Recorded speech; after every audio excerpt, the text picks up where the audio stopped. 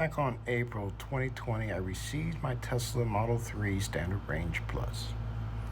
Like many Tesla owners, I loved this car. I was surprised with the amount of room it had in it. I picked up a 65-inch TV. It fit nicely. Also carried a lot of lumber. 8-foot boards fit nicely in the trunk closed. I was really surprised. I did worry about the screen though. But I drove this car a lot. In 1 year time, I have put 72,000 miles on it. Well, actually, in only 9 months. On February 8th, here in South Padre Island, this dump truck decided to come over and say hi to my Tesla. It did a nice number on the side of the Tesla. He did stop. We did exchange insurance information. As you can see, it did quite a bit of damage. This is at the worst possible time, a week before a massive ice storm hit Texas. So here it is. I had to switch to a rental vehicle, a Toyota Corolla or a Nissan. It was 2 different rental vehicles I had during the time.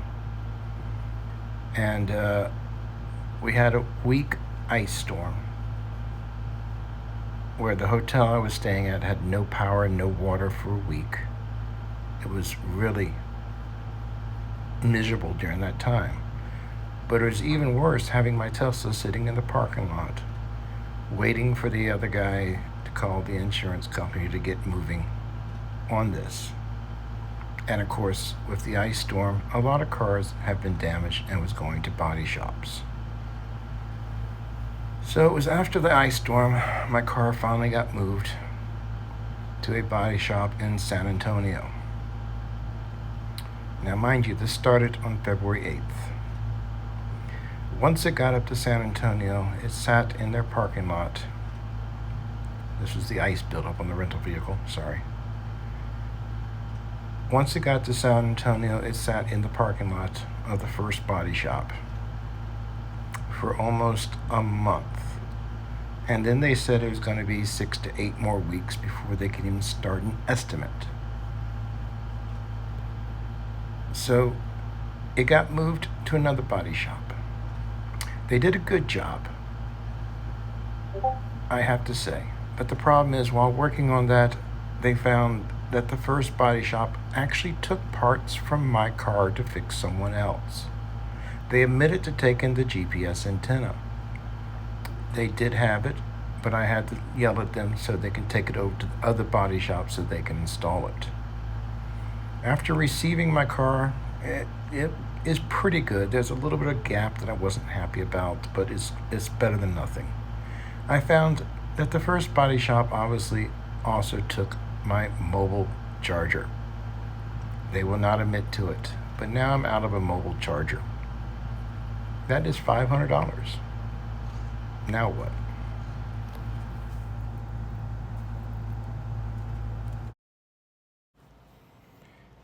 The nice thing about the Tesla is anytime the shop ordered parts for my car, I got a list of the parts that were ordered and the tracking numbers, so I could follow and see what was coming when.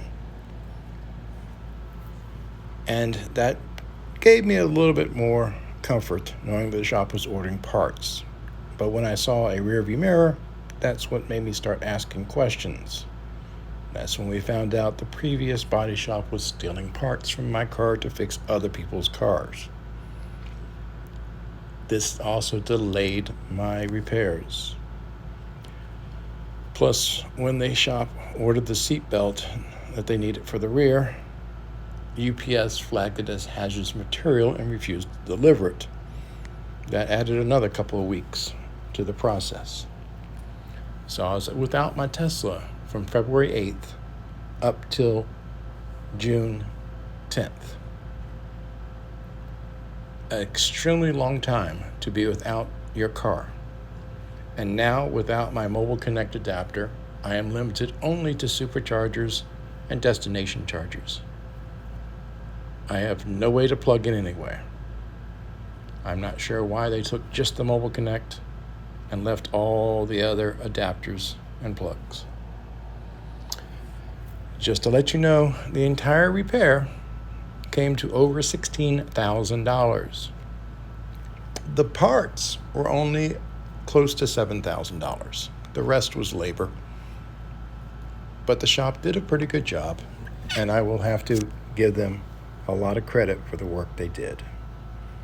They are trying to find a mobile connect charger for me if they can get one from Tesla and ship it straight to me. Even though it's not their problem, they're not the one who took it. It was the other shop that it was at the first time.